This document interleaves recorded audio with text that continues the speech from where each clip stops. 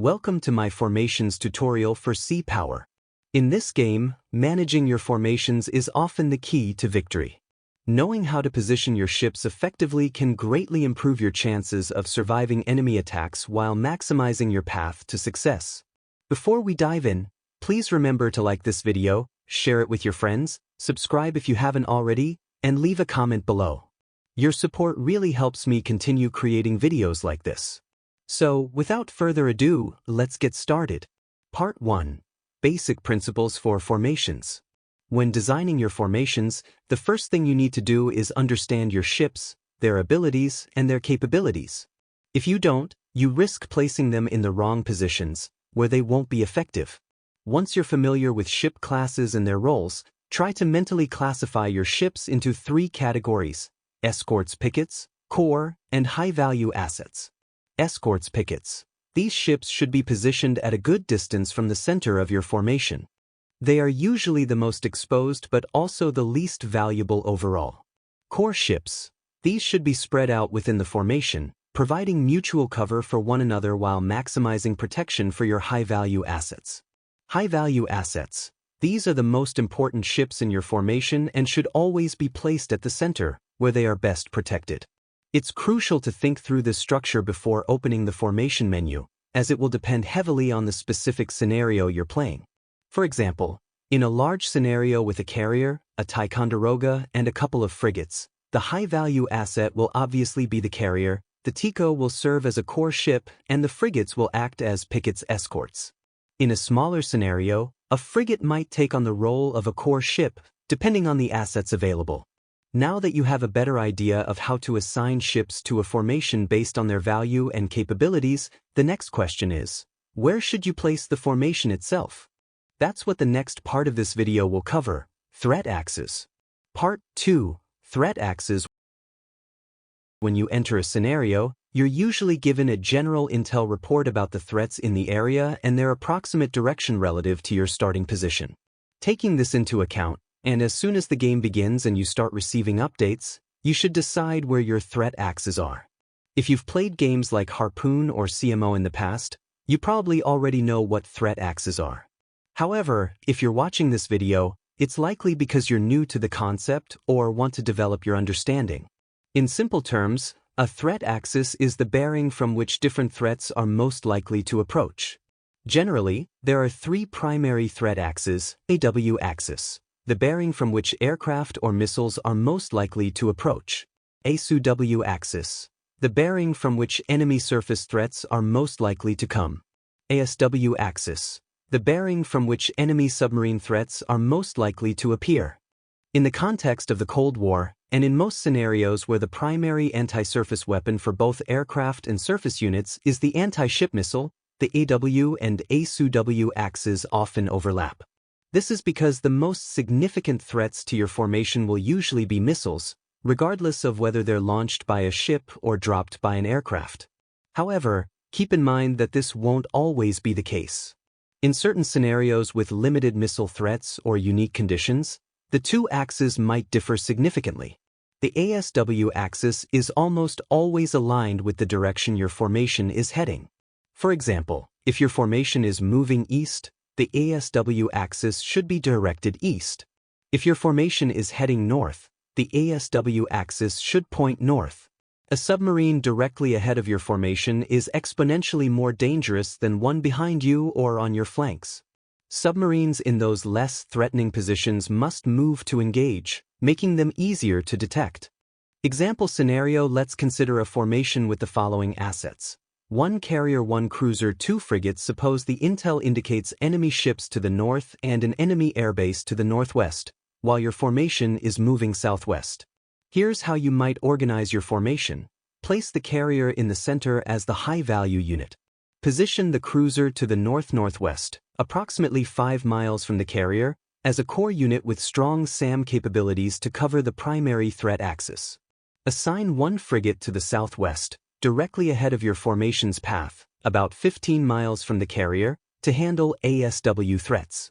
Position the 2nd frigate to the west, also about 15 miles from the carrier. This frigate, equipped with decent SAMs, can assist with air defense and ASW operations. Formation analysis. This setup provides several advantages. The frigates act as forward pickets, allowing their helicopters to scout ahead with sonobuoys, MAD, and dipping sonar to detect submarines. The cruiser is well positioned to cover the most likely avenues of attack from enemy ships, aircraft, and missiles. The carrier remains in the center, shielded by the surrounding units for maximum protection in this specific scenario. By organizing your ships in this way, you balance offense and defense, leveraging the strengths of each unit to counter threats effectively. Part 3. Interlocking fire coverage. When you have a good number of ships in your formation, or when facing a particularly strong opposition, maximizing your defense against massed attacks becomes critical. One effective way to achieve this is by employing interlocking deployments. This strategy involves positioning your ships so that their defensive systems overlap, allowing them to support one another. In practice, this usually means keeping ships within the defensive umbrella of other ships' SAM systems, ensuring no unit has to fend off an enemy attack alone. Key considerations for interlocking coverage: understanding ship classes and weapon systems to effectively position your formation. It's essential to know your ships and their capabilities. Pay particular attention to area SAMs, long-range missiles designed to engage threats before they come close. Point defense systems, shorter-range weapons that provide last-ditch protection against incoming threats. Formation layout. Start by positioning your high-value units at the center of the formation, keeping them close to each other. This proximity ensures they are protected by overlapping point defense systems. On the primary threat axis, ships with point defense systems should be the closest to the HVUs. These ships serve as the last line of defense against missiles that breach the outer layers. Examples include Spruances with Sea Sparrows or Utiloys with SS-N9s.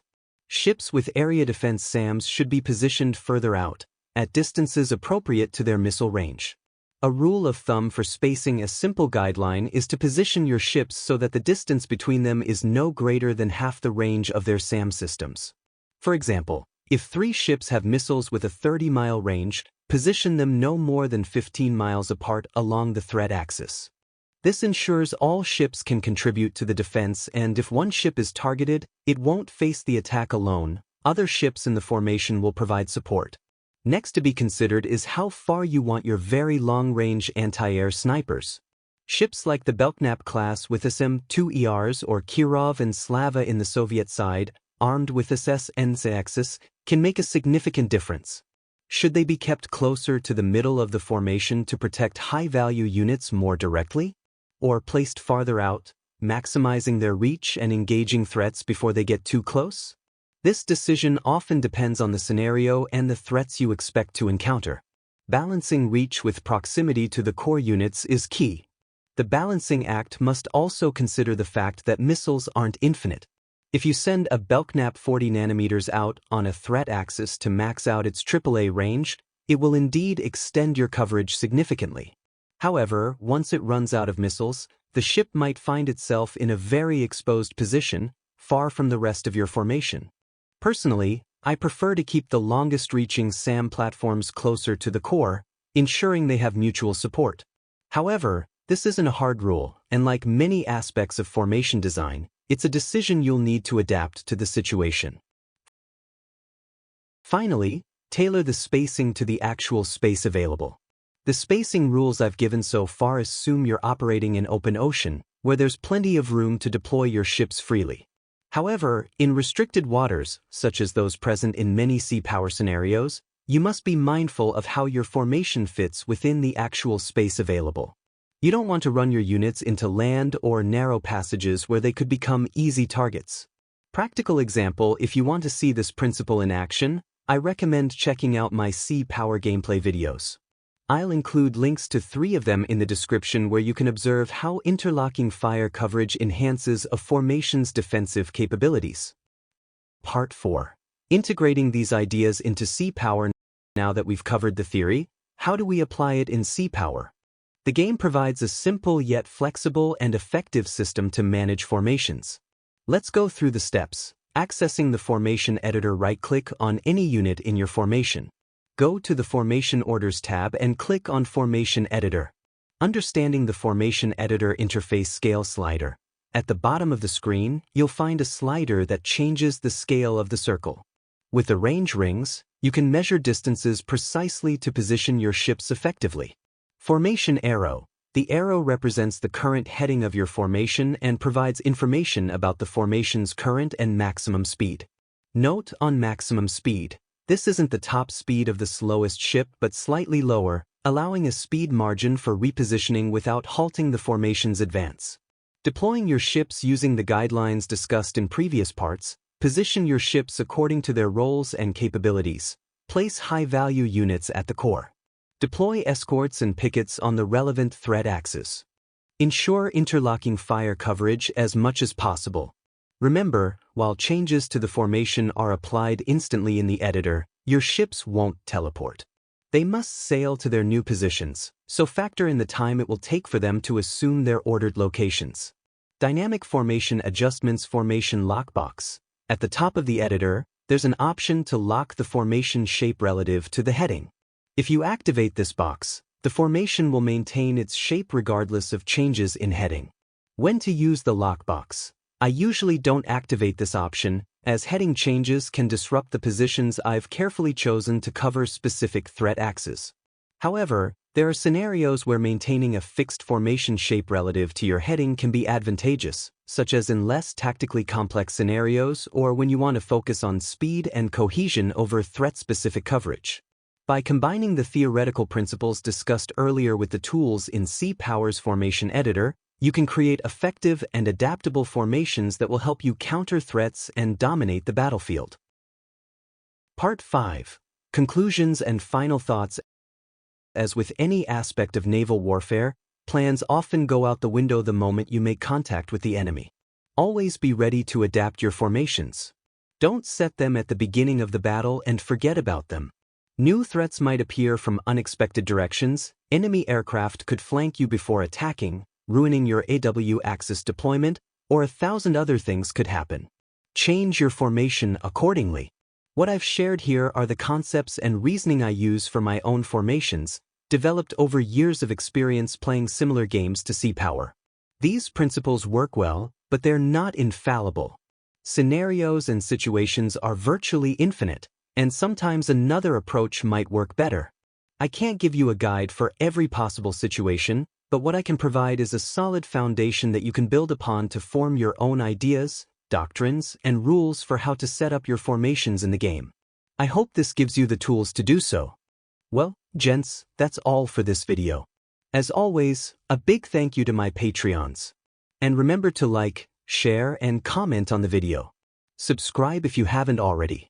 If you want to support me and my channel further, you can do so through Patreon or by becoming a member of the channel here on YouTube. All relevant links are down in the description. Thank you very much for watching, and see you later, sis.